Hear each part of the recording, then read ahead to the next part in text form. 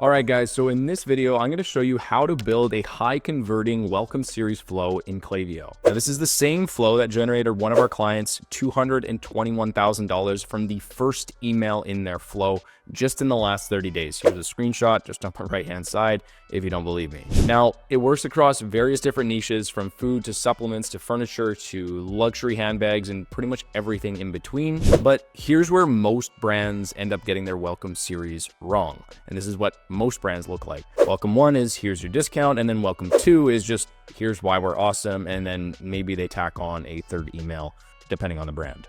Now, here's why that's wrong. 1, it's way too short. Most brands only have 1 to 3 emails in their welcome series. 2, it's all about you, which is not great. Aside from that first email, it's all about you. And then 3, it is not personalized.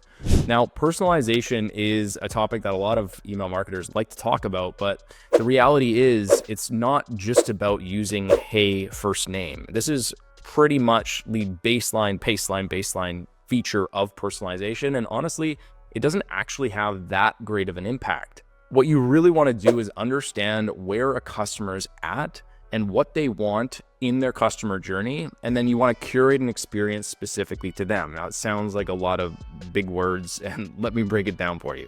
So let me give you an example of personalization here. Let's say you've done a bunch of research into the type of car you want. You landed on a 2022 Porsche 911, and you finally saw the one that you like at a used car dealership in the area, and you decided, let's go check it out. So you walk into the car dealership, and immediately the salesperson is on your tail. Let's call him Jerry. Jerry is super excited, and he says, hey, if you buy this super sick new Toyota Sienna, we'll give you 10% off and we'll give you free winter tires. Already, not the best of experiences. But if Jerry keeps talking about the Sienna and doesn't ask you about what you're looking for, what would you do?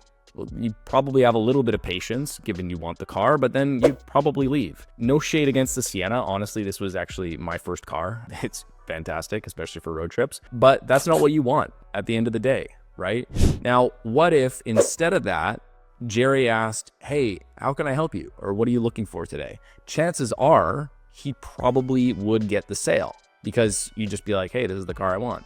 The first example is what so many brands look like with their current welcome series. And the reality is a lot of brands look at email marketing and specifically like this welcome series, and they treat it as though it's just email. But at the end of the day, people are people. So why would an interaction in person that would seem just so weird, like this one, why would you transfer that over to email? Well, there's not really a good reason for it, right? The best way to personalize your email and the best way to get more revenue from your welcome series is actually to personalize the experience. And it isn't to ask the first name. It's actually to ask for zero-party data. So the zero-party data that we want to ask for is the stuff that's going to have the biggest impact on conversion rates. And usually we're looking at 2 different categories here. The first category being a problem and solution related question, and the second category being a product related question. Now, I'll break down exactly what that means. So problem and solution related questions are going to be things like, hey, what are you hoping to achieve from XYZ product? What problems are you experiencing right now? What do you look for in your skincare company? And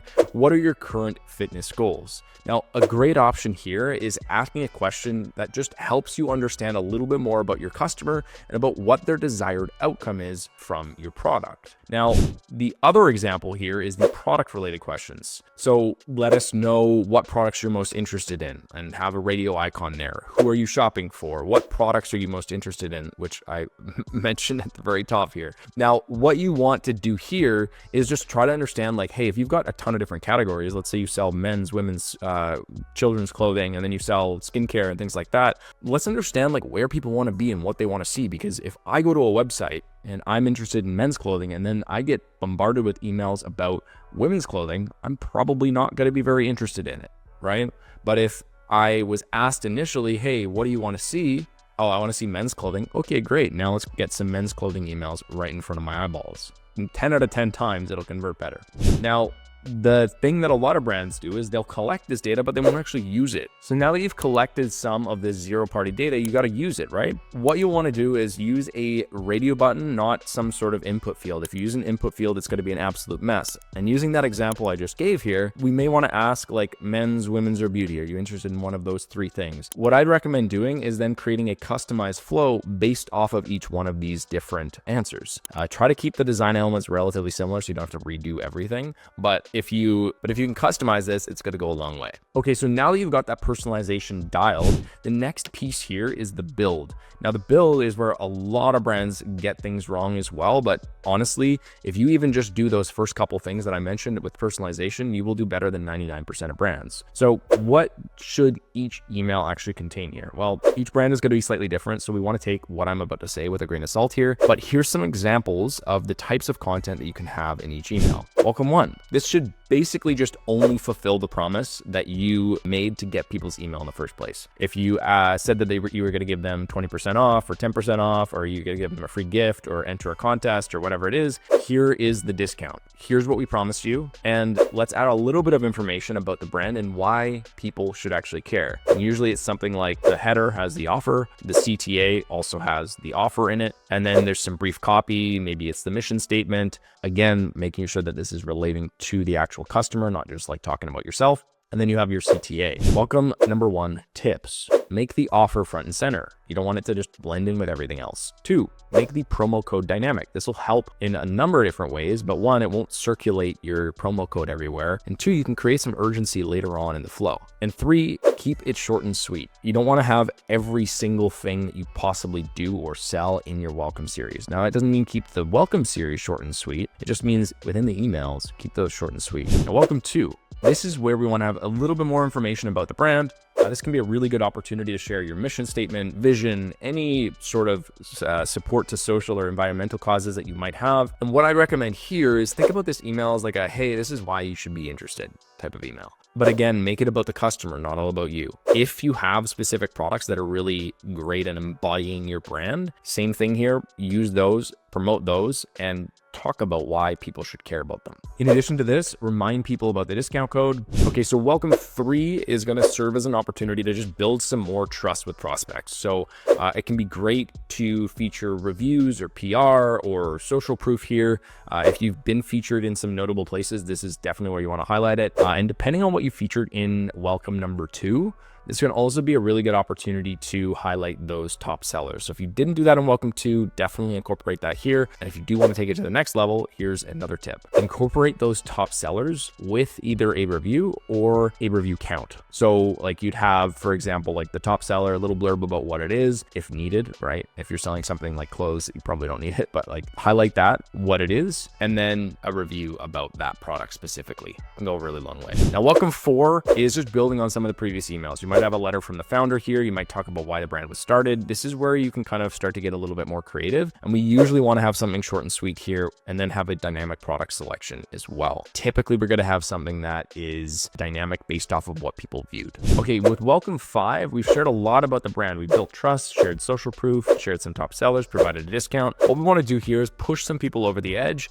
if they have yet to purchase. Usually what we want to focus on here is some urgency and scarcity. And this is where, if you go back to welcome 1, this is where you can start to incorporate that discount code and being like, hey, it expires in X amount of time, or get these products before they sell out, and that type of thing. Okay, so welcome 6 and beyond, depending on how well the welcome series is doing, you may want to extend it beyond welcome number 5. You may want to extend it beyond welcome number 6. But if you don't have a welcome series or yours is currently underperforming, then just start with 1 to 5. Remember, the first 5 emails and beyond should be leveraging the zero-party data you collected initially through the pop-up or through another source as well. Okay, so what does the structure look like? Well, you've got a really good idea about what you want in each email. Now let's focus on the actual structure of things. So like building it out on Klaviyo. Well, the first thing is filters. You want to have a placed order 0 times overall time, a placed order 0 times in the last 48 hours. This is just kind of like a safeguard. Initiated checkout 0 times since starting this flow, added to cart 0 times since starting this flow, and has bounced 0 times since starting this flow. All of these things are really important just to maintain good health within your welcome series and to make sure that like the wrong people aren't getting into this.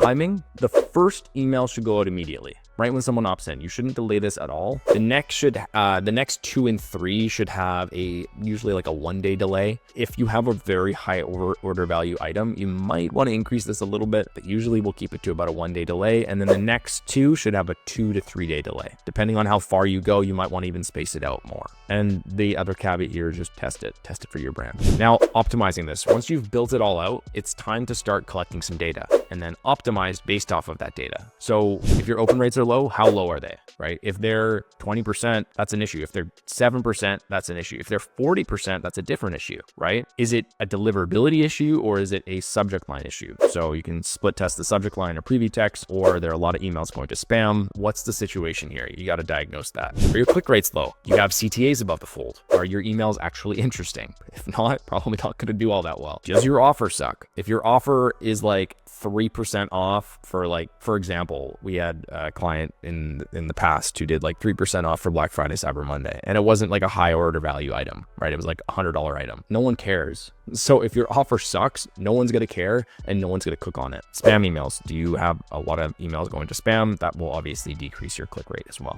And then finally, placed order rates. Are your placed order rates low? Is there a consistent sent that goes from your emails to the website? Do you have a really high AOV?